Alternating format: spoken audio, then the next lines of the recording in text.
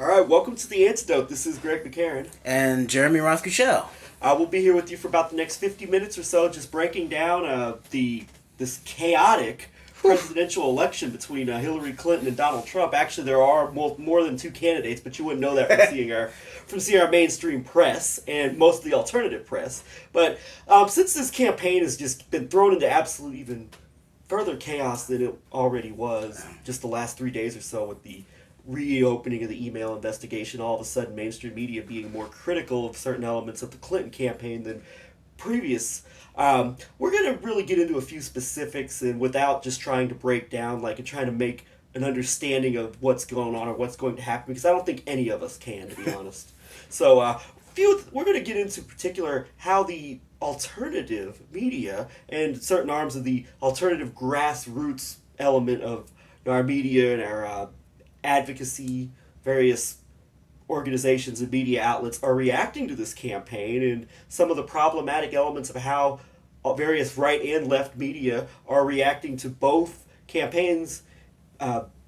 First, I'll get into some of the problems with the Trump campaign and where some of his supporters are not really addressing some of his more problematic connections, proposed policies, positions, and just people he surrounds himself with. So Jeremy, what do you think when it comes to some of the alternative right media like InfoWars and Breitbart and various alt-right institutions are neglecting or are seriously downplaying when it comes to Donald Trump?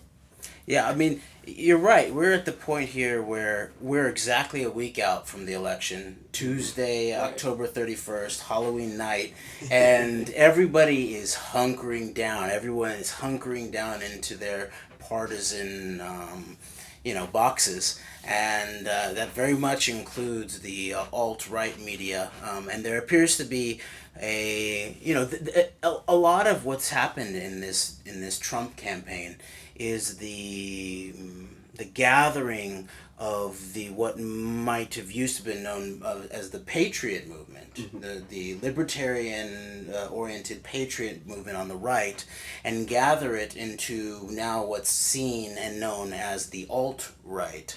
And so this is very, very interesting to me to see these groups such as InfoWars, Breitbart, Drudge. Many of these entities have been very easily and readily identified as, Zionist-oriented limited hangout operations of some sort, which becomes very obvious when you're dealing with false flag terrorism such as September 11th. At the same time, I began to notice, I thought it was very strange that you have sort of the core of the alt-right, which there is a lot of white nationalism, there's some white supremacism. David Duke is a big, Trump fan. Of course, David Duke has, moved beyond or, repented, you might say, for his Ku Klux Klan past. But to see someone like Alex Jones in the same partisan and candidate boat as a David Duke, to me is very, very striking. And I think what it does is it betrays, in my mind, that the idea of this alt-right and the way that the Trump candidacy has coalesced it at some level, hinting towards future media operations by Trump if and when he loses. That this is actually some type of operation. This is a controlled opposition operation. To me, it looks like very likely by Jewish Zionist power. That's what it looks like to me. It was the same thing I used to think of, like when Alex Jones was gonna, he was gonna talk about Jewish power by having on David Duke. He could have had on people who've done serious work like Dr. Kevin Barrett or Ken O'Keefe or Christopher Bolin, if you wanted to go to the source of the September 11th operation, the journalist who's been tracking it day 1 or 2, and been dealing with all of the clues that point to, Zionist operation as being very core to September 11th. But instead he had on David Duke, basically. So is this sort of like to me, looks like a controlled oppositional debate structure that Alex Jones has never moved beyond. And so he got into trouble for doing that But I think that is creates a box to put this whole contingent on the right into. And I guess the last point I'd like to make in terms of this is that at some level there's a Faustian bargain, I believe, that Trump represents. And you see it in terms of the evangelicals who know that Trump is not a man of God. He doesn't act like a man of God. He spouts the right line on abortion. But of course, he's changed it. And the accusation in the allegation of by this woman who is alleging that she was raped by Trump at an Epstein party, in the Jeffrey Epstein party in Manhattan in the early 90s. He supposedly said to her, she was worried after he raped her. She was worried about what was going to happen if he got her pregnant, and he supposedly threw bills at her and said, go pay for an abortion. Who knows if this is true? This may be an operation, out of the Clinton campaign. That doesn't make sense to me. They wouldn't want to draw attention to Epstein because Bill Clinton's even more compromised on Epstein than Trump is potentially. So just last thing is that the Trump represents the compromise, the Faustian bargain, not only for the evangelicals, but also for the patriots, I believe, because he sort of mouths NAFTA, anti-NAFTA stuff. He seems like a nationalist, but when you really come down to core constitutional principles of liberty, it's not there. He barely talks about the Bill of Rights. A lot of his domestic policy sort of hints in the direction of escalating the police state rather than recovering core elements of the Bill of Rights. And I think it shows by Ron Paul identifying Trump as not a friend to the real liberty movement. Great points, and really, when you think about the converging and the bringing together of the real white nationalists, white supremacists, whatever you want to call them, people who are critical of Zionism but see the world through this, but they only see the world through this lens of race and culture, where they completely, in most cases, like the David Duke types, just completely downplay or just don't even consider the deep state politics and the realities of false flag terrorism in their analysis. Like, they want to believe that all of this ISIS terrorism is because we're bringing in refugees, and it has nothing to do with government agencies setting up patsies or whatnot, which I think is the most likely scenario at play here with a lot of these terrorist attacks that are going on in various parts of the world, including here in the U.S. and San Bernardino, of course, last year. But when you get that convergence of these people, like this alt-right David Duke Stormfront.org type crowd with the Alex Jones, and then you're more always been on like the fringe of the right-wing Zionists, maybe the more hardcore Zionists who are comfortable with nationalism and comfortable with like these borderline totalitarian tendencies, unlike your Bill Kristols and your Robert Kagans, who seem very publicly uncomfortable with those more fascistic, some might call neo-Nazi-like elements of the nationalist right.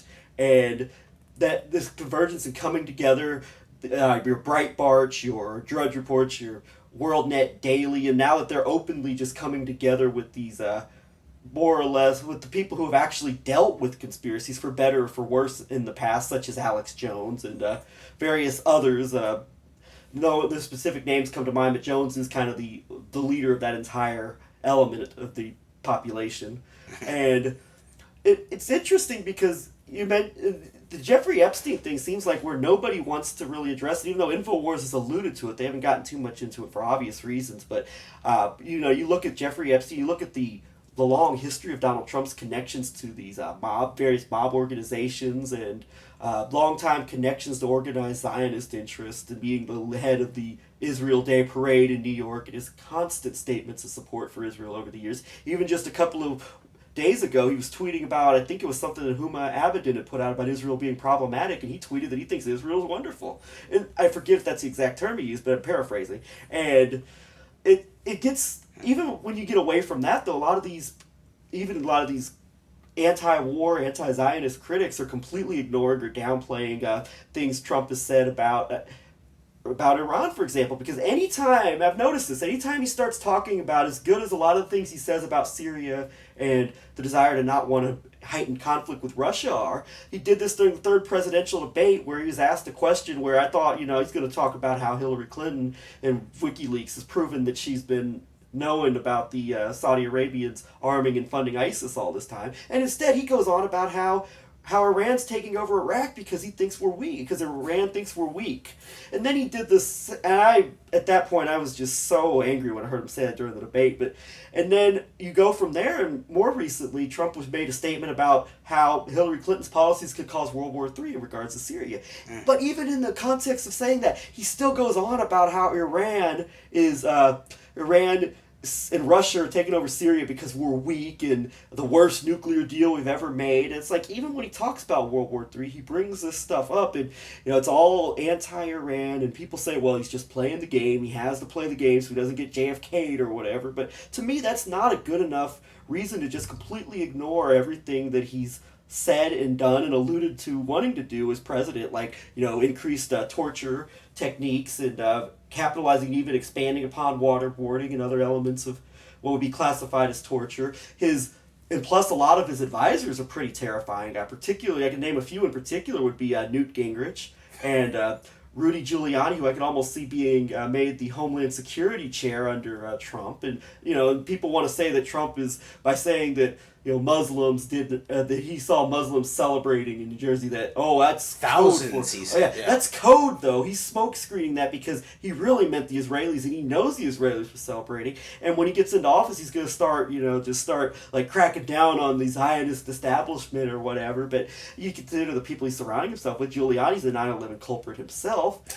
Newt Gingrich has a long history of being one of the absolute worst politicians that we've ever had in this country, probably. Unabashed neocon. And it's funny that Gingrich was the guy who was put on Fox News to defend Trump against allegations of being a sexual predator with his own sordid sexual past. But another one is James Woolsey, the CIA director, and you even go from there, and it's this unholy alliance, going back to the unholy alliance with Breitbart and Drudge Report and WorldNet Daily, is that you've got some of the absolute worst of the Islamophobic neoconservative Zionists like Pamela Geller and David Horowitz. They're 100% in bed with everything Trump says, and they're in line with it. And it's really troublesome that just nobody is in the alternative right. They're all just unquestioningly, unabashedly supporting Trump with next to zero criticism. Go to Infowars.com any given day, and you will see literally, I almost dare say today, you go there, you'll go to their YouTube channel, you'll see zero criticism of Trump. It's all about voter fraud and Hillary Clinton's crimes and whatever. And it's just, nobody on the alt-right is doing their job and even being slightly critical of Trump. And even in some circles, you'll be accused of being like a disruptor if you try to bring up Trump's past connections, because they're so convinced that Trump is going to be like the savior, or that Hillary Clinton is so rotten and so evil that they have no choice but to support Trump, and that they cannot criticize him in any way, shape, or form because it takes away from defeating Clinton. There's some very good points, and this is why people get really angry when I say this. But to me, Trump actually looks like the Obama for the right, because a lot of it is based on identity politics. He mouths words that sort of trigger the right in a positive fashion, like stuff around NAFTA, nationalism, like the populist right, stuff around the Islamic threat, that type of thing. Okay, even if you don't believe the allegations about Trump, about him raping someone at Jeffrey Epstein's, and that's completely fair legally because he hasn't been indicted for anything, so you still have to deal with the fact that his milieu, who does he surround himself with, and so in this case he lived his Mar-a-Lago, which was his club where the young woman who actually Jeffrey Epstein has been found guilty over, Victoria Roberts, I think, that's where she was recruited from. Okay, Jeffrey Epstein's mansion was just down the road, basically, from Trump's club. And Trump calls Jeffrey Epstein, a great, a terrific guy. Same thing he calls Larry Silverstein. Same thing he calls Larry Silverstein. Okay, and maybe if he learned some of these after, I think he called Jeffrey Epstein that before Jeffrey Epstein was a convicted, sexual predator of young girls, basically.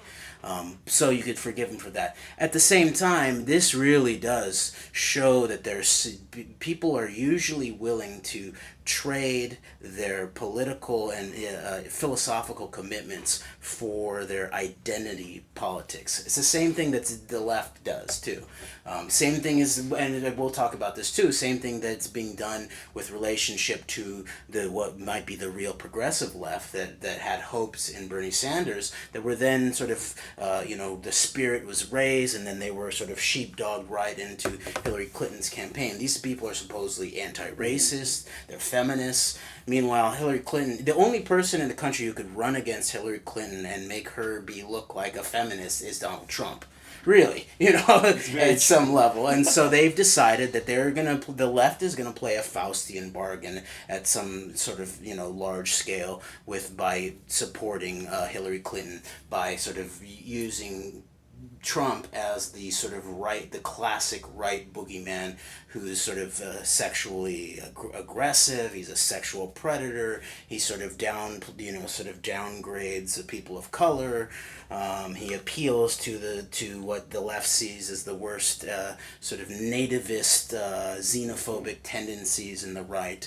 So at some level, you really see this as a moment of finally putting the right in its identity politics box. And that's how you can see where people who, whether it's from Tucker Carlson all the way through to Breitbart and Drudge Report, who you would have, been calling Alex Jones a conspiratorial-minded nutcase, maybe last election or maybe the election before that. Last year. Yeah, last year maybe. But now there's this bargain here, and Alex Jones always pitches it that he just needs to build the numbers. We need to build our resources, and then once we have enough people, then we'll take back the government. But of course, I really think that if we're going to have a serious American Renaissance that has to do with revivifying the best of our country, that both the left and the right and the middle bring together, it's going to come not through these sort of hyper-partisan, trigger word-based, positive, negative, doesn't matter, identity-based politics. It's going to come through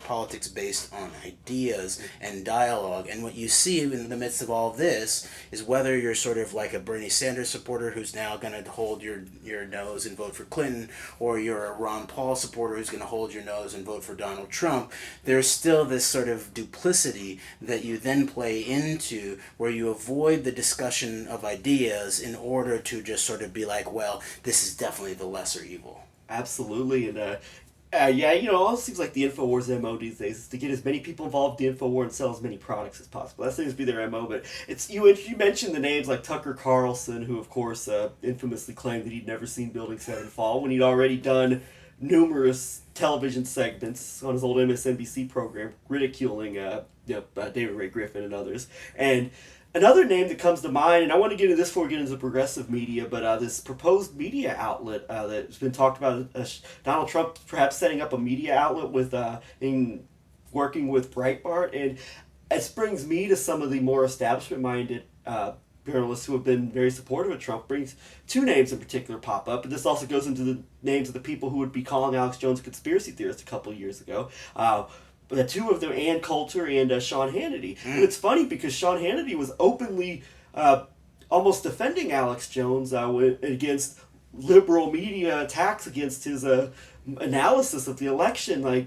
And that's something you never would have had happen a couple of years ago. And speaking of part of perhaps another Faustian bargain type deal taking place here, is it possible that, because this idea of a television network, even before the election is over, really makes me think that we're starting to see the cashing in process this election, where you set up a new controlled outlet. And is that what is driving people like Ann Coulter and Sean Hannity or Lou Dobbs, for example, to be so supportive of Trump? Is that perhaps they're thinking of jumping onto a Trump-owned media outlet, and that way they could be played as these exiles from the establishment who could be held up by the pro-establishment conservative media as being not committed to the cause or whatever, and that way the patriots can hold them up as heroes and as an example of what the progress we're making when you've got, and meanwhile these people like Sean Hannity and Ann Coulter still are just as much railing about the Islamic threat of as much as ever before. They've never ever publicly or even privately, to that matter, apologized for their Iraq War lies. They both still defend it to this day. Ann Coulter is still like publicly talking about how she's was pro-war and how she supported it. She never apologized for her comments about converting them to Christianity and killing their leaders. And Hannity was just claimed that he argued with Donald Trump about the Iraq War, and I have a hard time believing that, by the way. But but it makes me wonder with this media outlet, and we're seeing the convergence of these movements, as you said, this alt-right with this more or less white nationalist element, and we're seeing that come together. What do you think are the potential ramifications of that if Trump were to start a media outlet and have all of these people within his orbit? It's a very interesting question, and I do think there is an aspect of it where it's sort of a fake victory of some sort, so that those folks who got their start, like in Alex Jones, doing some analysis of what might be termed deep politics, which is when the rubber meets the road. We're talking about things that are national security events. So you're talking about everything where Alex Jones has been wrong in the last year, basically.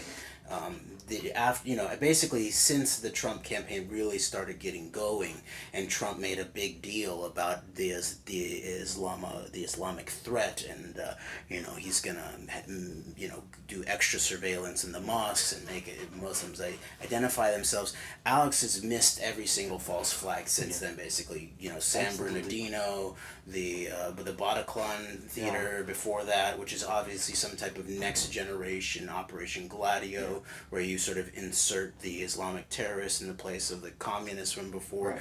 So there's a lot of a sense that you're sort of like, you're basically making a merger that can be then pitched to the Alex Jones crew as a success. Look, we are having an effect. At the same time, I haven't really seen any success in sort of seeing any advancement from people like a Tucker Carlson or anyone from Breitbart or Drudge. Drudge has not made any progress on September 11th.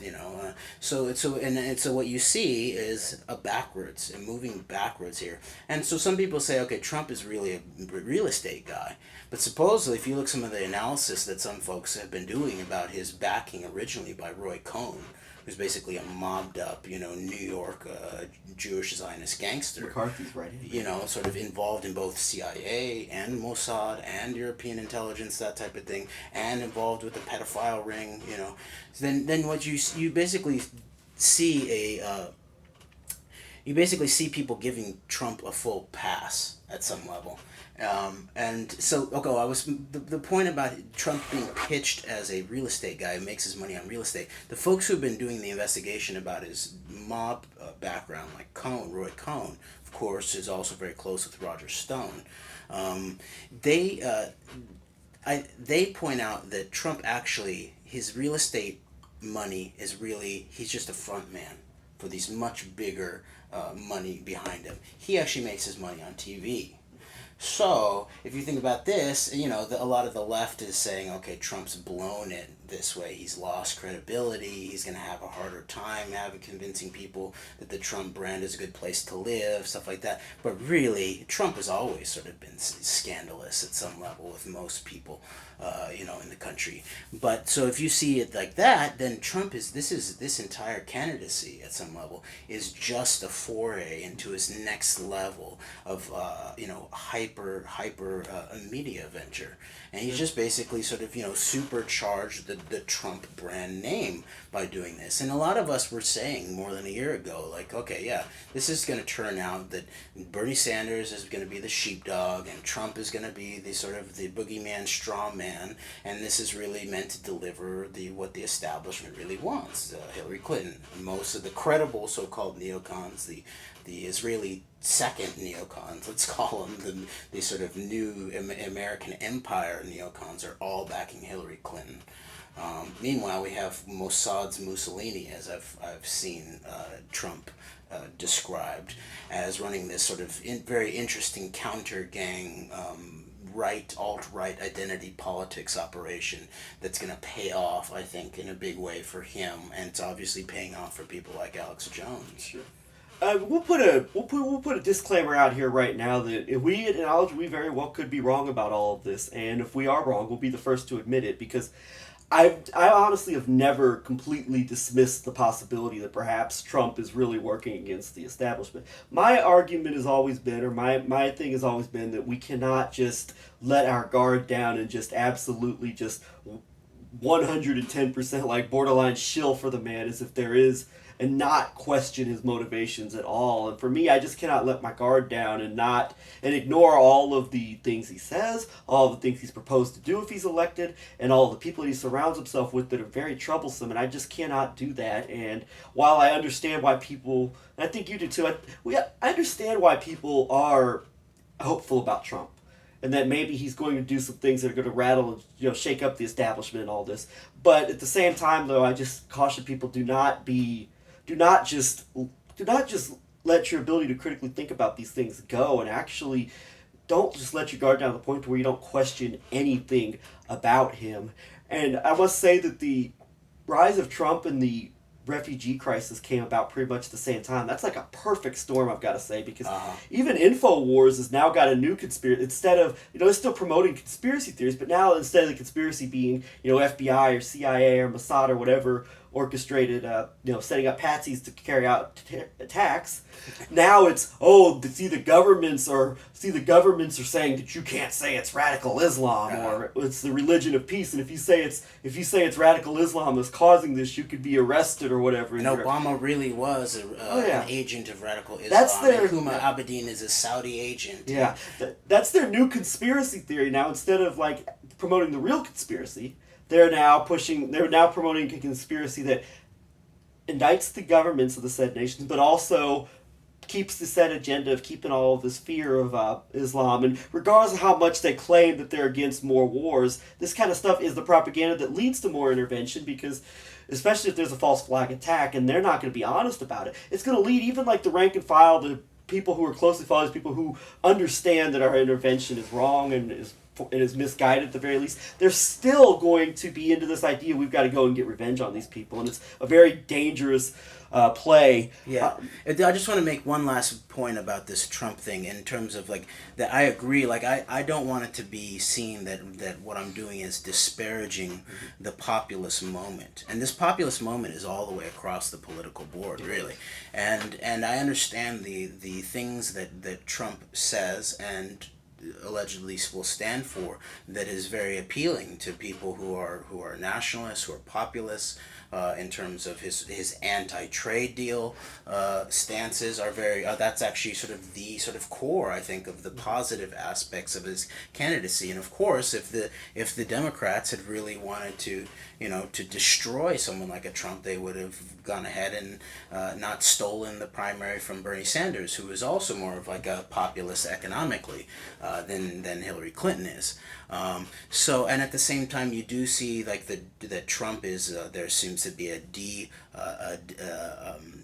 he would construct the growing tension of the new Cold War with Russia that really seems to be driven by this conjunction of the neoconservatives and the neoliberals in the Obama administration that would also be in the Clinton administration, and his suspicion of NAFTA. But I pay attention to what the details, the actual policy implications of what people are actually saying, and beyond Trump being against NAFTA, when he really comes down to it, he's not saying we want to deconstruct NAFTA. He's saying we need NAFTA for the new American century, basically, where we need NATO. I'm talking about NATO, his anti-NATO stance. When it comes down to his anti-NATO stance, he's saying let's have a new NATO that is really basically a globalized homeland security. Because if you look at the neocons, and the sort of the Likudnik desire that was laid out in Clean Break, on back towards Oded Yinon plan, you see that they've already on their way there. They've already got a lot of, they got Iraq destabilized, undone. They got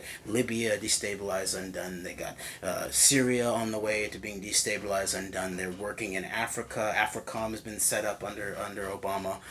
So they're already on the way there. The big one on that list that the neocon Zionists wanted was Iran is the one that's still left there. And that was the place where Obama's backing by the Brzezinski realist types actually came through in this Iran deal. And of course, like you mentioned before, this is where Trump really shows himself. And when you listen to him, he says, that's the reason why I got into this campaign in the first place, because I thought the Iran deal was so poor. Okay, this is of course Netanyahu. This is Netanyahu coming into Congress, being having dozens of standing ovations. This is that line. This is the hardcore Zionist like right militant Likudnik line against Iran. So that's the problem with someone like a Trump. If every time you sort of see there's like something good there, what's it going to be replaced with? What is NAFTA going to be replaced with? What is TPP going to be replaced with? Yeah, you could have a nationalist, and like you said, some of the more extreme, Zionist neocons, they're down for some type of nationalistic fascism as long as it's sort of the U.S. and Israel sort of taking on the world together. Right. It's just like Israel. Israel's hyper nationalistic. They're cool with America being hyper nationalistic as long as it's still conjoined and serving the sort of extreme. Militant right Israeli national security establishment's foreign policy desires. So that's sort of the problem with Trump. And it may be that they actually, this latest FBI thing, it may be that this is actually a move to try to install Trump. That maybe he was a straw man at first, but there are sort of, there's obviously types within the establishment that would rather have him than Hillary Clinton. So we'll see what happens. We don't know. And I think we could both honestly say that if Trump were to be elected president, I believe that he would have I believe that there would be nothing short of chaos in the streets on many different occasions because of his policies or whatever, or just even the idea of him being elected. I think either way you're going to have a lot of controversy surrounding this election. We're going to have half the population will not accept the results regardless of who's elected. But I also find it a bit of a stretch to believe that when Trump is saying all these things about Iran and just absolutely in the minds of the people who are already brainwashed by all this anti-Iran propaganda that comes out from the right-wing media, that this idea that Trump is saying all this just to play with the Zionists or whatever to get them on his side, I find that's a little bit of a stretch to me. It really is, because the stuff he's saying about Iran is very dangerous if you were to take him at face value. Now, that's a good point. Final thing on that, I promise. That's all good. This is why I consider him sort of like the Obama for the alt-right, because it's all about hope. It's all about faith-based politics. It's basically like, oh, he's saying that now, but when he gets in there, then he'll do this thing differently. Okay, that's the same thing that was sort of it was pitched to the peace movement with Obama. Sure, Obama voted against the Iraq War. Yeah, he says it's basically because it was a blunder, rather than an aggressive war crime. He had the head of the CFR, Richard Haas's terminology he brought into play. Obama did war of choice, war of necessity. Iraq was the war of choice.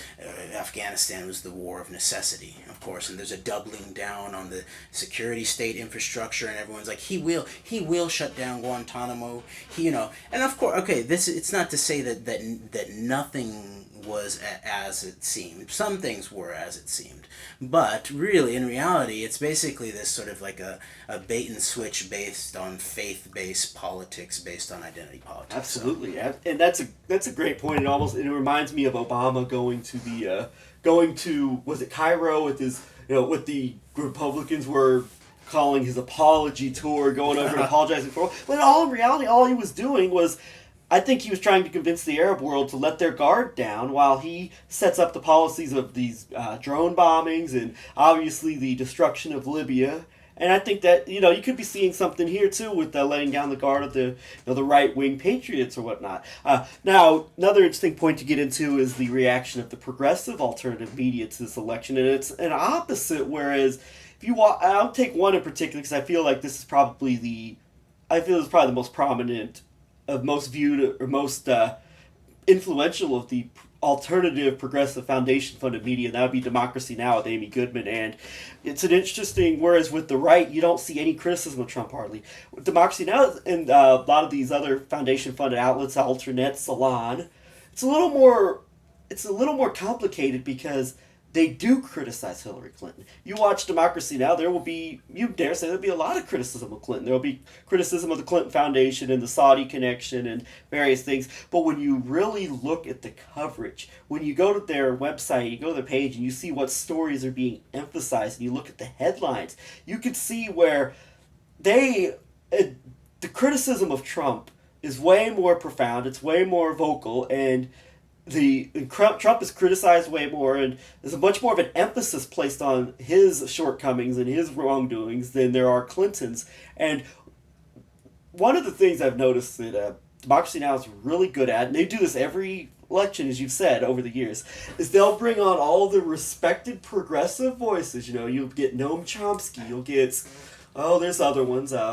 Chris Hedges. Well, Hedges, to his credit, has actually not been supportive of Clinton at all. But even when that's what I thought you were talking about, is that they actually sort of give voice to those who are against the Democratic establishment candidate. But in the case of Hedges, when they bring him on, they'll bring on somebody who pulls out the old tired, who is openly supporting Jill Stein. They'll bring on like Robert Reich or something like that. Or this professor from Princeton the other day who was on there. I think he's from Princeton, I forget, but was on there to pull out the old tired line of, if you're in a swing state, you have to vote for Hillary Clinton. Like Chomsky does apparently every time. They bring on the respected progressive voices like Chomsky or Robert Reich, or it remains to be seen if Michael Moore will make an appearance after his documentary that he just made. But they'll bring on those people that are respected voice of president. Dolores Huertas played the heir apparent Cesar Chavez's legacy. They'll bring those people on. They'll bring on some in many cases NAACP or type representatives. Michael Eric Dyson will come on, and they'll always make the lesser of two evils argument. It's always the idea that we have to continue to push. We can work with the Democrat. We can't work with Donald Trump, or we can't work with whoever the Republican is. We can work with Barack Obama, or we can work with Hillary Clinton. We can push them to the left through grassroots activism. And that, to me, is the deception of this foundation funding and the George Soros elements, is that they are controlling the grassroots, and they're ultimately going to render the grassroots to be absolutely toothless. But they push this agenda, they push this line constantly. And then even when you do have somebody who is taking a principled stand against both candidates, like Chris Hedges, they'll bring him on to debate somebody who's pushing the lesser of two evils idea. So I really think, combined with the constant emphasis on, say, Donald Trump's sexual activity or alleged sexual activity, and his bigotry and his racism, and you combine that with the constant parade of progressive voices who come on and push the lesser evil narrative, I think that Democracy Now! And Salon and Alternate, a lot of these perceived alternative progressive sources, are really carrying water for the Democrats at the end of the day. That's exactly right. They do it every time too, and it is a little bit more sophisticated than this year's sort of alt-right sort of dedication to Donald Trump. You don't say anything critical of him, or you're trying to get Hillary Clinton elected or something like that. It is sort of the way that it's playing out this time too, and that's why I think Donald Trump is like the perfect counter gang representative to get Hillary Clinton supposedly elected with the progressive buy-in after Bernie Sanders allowed her to steal the primary from him and his voters, I might add. So I think it's a good point too that you make about the way that it's always framed as, okay, is if we have our Democrat, at least we can then activate the grassroots, and then that is a key point. I didn't think about it like that okay, yeah, they're going to activate the grassroots after the Democrat gets in, and of course most of the grassroots are foundation funded at the very top, not the rank and file supporters of these various movements, but at the very top they are. Right. They're getting funding. And of course, this is sort of similar to the way that you see it. I would even say at Code Pink at some level. Mm-hmm. I've talked to all the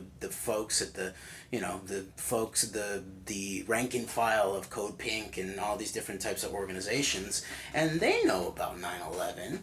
But if you try to deal with 9/11 truth with the sort of the leaders of the sort of the sanctioned dissident left, they're not dealing with deep politics in any fashion. Usually they're attacking in some way, or they're silencing, or that type of thing. So in a way, you might even see that it really is an operation that the good faith rank and file sort of left grassroots are then sort of funneled in to these controlled groups that then serve the interest either by sort of standing down when it matters, like playing a sort of like a, an easy opponent, like the Harlem Globetrotters opponent, whatever, something like that. Washington Generals. The Washington Generals. Or it's actually that even the opposition is serving to push this additional agenda, potentially. A lot of the times that's the way it's worked in terms of the rhetoric around guns. We were even talking earlier about the way that this sort of the Malheur national wildlife issue with the Bundys and stuff like that is that there's this sort of resentment politics set up so that when compared to the sort of the indigenous righteous claim to protect the water in against the Dakota Access Pipeline, then the folks at the who had the guns and the white right militants were let off the hook because of their white privilege. And then what you see is this setup to get the sort of like anti-racist progressive left to start calling for things like the federal government to come in with more force, with more violence, because it's people that they resent, that type of thing. It's the same type of thing that's done with the right, then sort of being baited to resent Black Lives Matter, different feminist groups, this type of thing. So basically you can see this play out in the Pacifica Network, KPFK, KPFA, which is where Amy Goodman, of course, is her main platform, where she gets her start. There's always a sort of intense thing. We gotta break away from the Democrats this time. But then every time the Republican is so scary that we have to this is the biggest election of our lifetime, and we just have to, hold our nose and vote for this establishment candidate. And this is really telling, especially with the Hillary Clinton, who they're still trying to pitch as somehow like a, more friendly to women than Donald Trump. Okay, let's say if you base, a majority of your sense of feminism on abortion rights, that probably is the case policy-wise. Okay, at the same time, in terms of the way that they actually pitch Donald Trump as a sexual predator, Hillary Clinton is obviously, for any honest person who looks at the background of Bill Clinton, Hillary Clinton has acted to protect a sexual predator if she's not one herself. And there are some allegations that seem to be pretty credible that she, might also, be some type of sexual predator. I don't know. There's no proof of that. At the same time, honest progressives would have been dealing with this Jeffrey Epstein thing the whole time, because it could have brought down both Trump and the Clintons. Bill Clinton was, on the Lolita Express, Jeffrey Epstein's private airplane, 20-something time, and tried to, skip his Secret Service detail in order to do it. And Hillary Clinton has been known to go and intimidate, verbally, the Bill Clinton's sexual predation, women.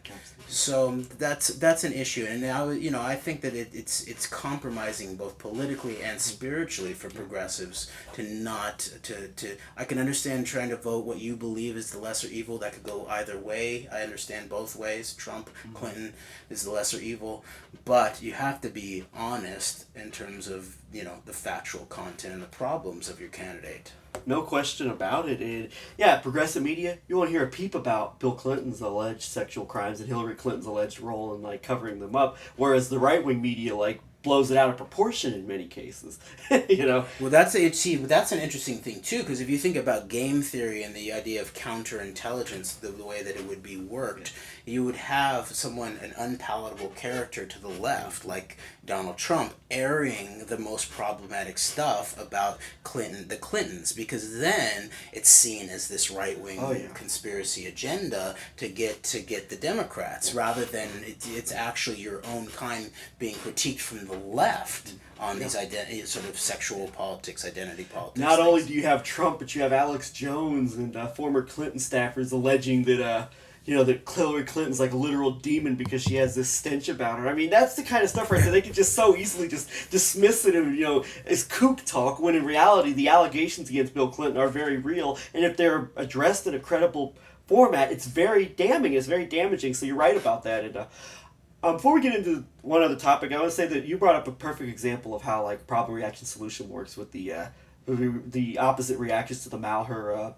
in the case in the Dakota Access Pipeline case, it is a problem actually. So the problem is these right wing extremists are doing these terrible things. Reaction is, well, it's outrage. Solution is to bring more government control of these lands into case, and the government control of a lot of these pipelines, it leads to this government and business merger, which leads to these pipelines wanting to build on these indigenous lands, which leads to the problem. And when in reality, I think groups like the Bundys really, when you get away from some of their when you really get deep into their ideologies, they probably have a lot more in common with these indigenous protesters than either the right or left-wing media would like for you to realize. While the right-wing media completely ignores the Dakota Access Pipeline. That's a good point. Like a Lavoie Finicum is actually, there's a natural affinity at some level in terms of the rights of the land and the rights of the people with the Dakota Access Pipeline indigenous, water protectors. See, that's the future of the people's politics, is something like that. Not reactionary sort of baiting to try to draw down more power from the sort of corporatist state complex. And that's what people, honestly, I think people like George Soros and the Koch brothers and the various right and left wing foundations, and probably your Steve Bannon's, who's a Goldman Sachs guy, is now one of Trump's top campaign guy. That's what they're afraid of, is the idea that if you put the Lavoie Finicums and the Bundys and the indigenous leaders at a table together, they'll probably find a lot more than they agree with than they disagree with, and they don't want that. Now, real quick, you can talk about this.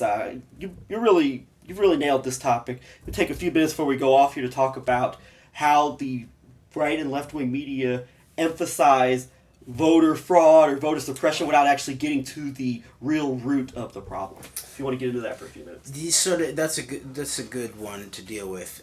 In general, this breaks down as a shorthand, but in general, the way you see it is that the Republicans have a tendency to emphasize voter fraud, where it's it's like Chris Kobach in Kansas saying we need to sort of make it very difficult to to be able to vote, or not very difficult, but you have to show your papers, please, in order to prove your citizenship, in order to this sort of stem this massive tide of voter fraud. It turns out it's like a handful of people who double vote or something like that. I'm not saying there might be aspects of more of that. The left, the Democrats, are always focusing on voter repression, which is also, there is something there. There's and especially in relationship to the sort of Kobachs and the sort of the Republicans trying to suppress Democratic vote. That's real. That's real stuff. Both of them, there's a bipartisan consensus of silence around the ongoing, methods of election fraud that go down to controlling the machine architecture. To his credit, Alex Jones had Bev Harris on today from Black Box Voting, who was breaking down, some of that stuff. Okay, that needs to be done not 10 days before an election, and probably at some level in service of Jones' picked candidate. That needs to be done, from the very beginning of an election season, and it needs to be done by someone like a Robert David Steele, the former CIA officer and Marine intelligence guy, who's actually done the investigation here and knows how to solve this. So all of this can be solved. Again, the real people's consensus here is to have hand-cast, hand-counted ballots that both, I imagine, Lavoie Finicum and the Standing Rock water protectors would agree upon. Yeah, but we have to make it out like, they just wouldn't agree on anything. That has to be the consensus, so we just keep people divided and conquered. And that's how foundation-funded media works, and when you have media with ulterior motives on both sides. But I wanted to, real quick, what do you think of, the emphasis on, promoting this James O'Keefe and Project Veritas as being the sources, the go-to guys on voter fraud and on, multiple voters or whatever, proof that there's voter fraud, and as opposed to Democracy Now!, the idea that an election can be stolen is a conspiracy theory. Because I find a lot of troublesome elements with James O'Keefe, and I don't really find him to be trustworthy for numerous reasons. Well, it's a good point, because if you think back of the sort of the alignment of the InfoWars crew with Project so-called Veritas, it was like wearing Bin Laden masks, and I think both O'Keefe and Joe Biggs probably pulled that same stunt, crossing the border in a Bin Laden mask. I don't know what that has to do with anything in terms of domestic, what we've seen around September 11th. That had nothing to do with Bin Laden. That had nothing to do with crossing borders. That goes down to the Zionist art power configuration that sort of runs Lower Manhattan. That's what that comes from. And then whoever, decided to blow up the Pentagon from the inside out. Okay, so this Project Veritas issue, it always comes down to it's a partisan thing. It's basically just going to go after and show the corruption of this sort of mid-level or sort of, upper-level bureaucrat partisan operatives in the Democratic Party. I remember James O'Keefe just asked people's opinion about where they should focus on next. And I said the CIA, that was one of the choices. And the other choices were like the EPA and stuff like that. Of course, there's corruption everywhere to uncover. And yeah, if you're a Republican Party operative, then James O'Keefe is doing great work in terms of uncovering Democratic Party criminality. But of course, the highest level crime is bipartisan in nature. And you won't see James O'Keefe exposing people on September 11th or other deep political events that could actually bring 99.9% of the American people to the table. That's the future of the real politics, is outside of the controlled left, outside of the controlled right, and where the rubber meets the road, where the 99.999% of American people can agree that treason and mass murder shouldn't be a policy of our government. Absolutely. Well, there's no career in that. And one thing I think we'll make clear for is, if you're on the right or on the left, as important as some of these issues are that are covered by both sides. Say, for example, as important as, say, mass incarceration is, or as important as a lot of the Dakota Access protests are, you could still make a career in the alternative media talking about that stuff and exposing them. You can make a career from what James O'Keefe does. He does some good things in exposing Democratic corruption, or vice versa with your David Corn type exposés of Romney at the talking about how 46, but there's no career when you really get to the deep state. You really get to the truth, the real hardcore truths of the deep state crimes. There's no career advancement there, and I think that's what it comes down to with a lot of your operatives on both the right and the left. That's just something in common. I think that Roger Stone and James O'Keefe and Amy Goodman and whoever else all have in common. Max Blumenthal, they all have that in common. I think that's kind of the thread that kind of binds everything together. Well, we're going to have to sign off here. I hope that we've been able to make a little bit of sense of this and provide a perspective that I don't believe we're getting from a whole lot of other sources. So, Jeremy, you got any final parting statements? No, let's just keep it moving. And of course, democracy and the constitutional republic, the responsibilities and rights go way beyond voting once every 2 or 4 years. Yes, we do have to fix the election system, and we will. But it's not the main piece here. The main piece is we, the people, speak with each other, do deep analysis, do compassionate understanding of different perspectives, so we don't just, make an enemy of our fellow human being or fellow American, and we can construct a politics that can create an American Renaissance. Amen.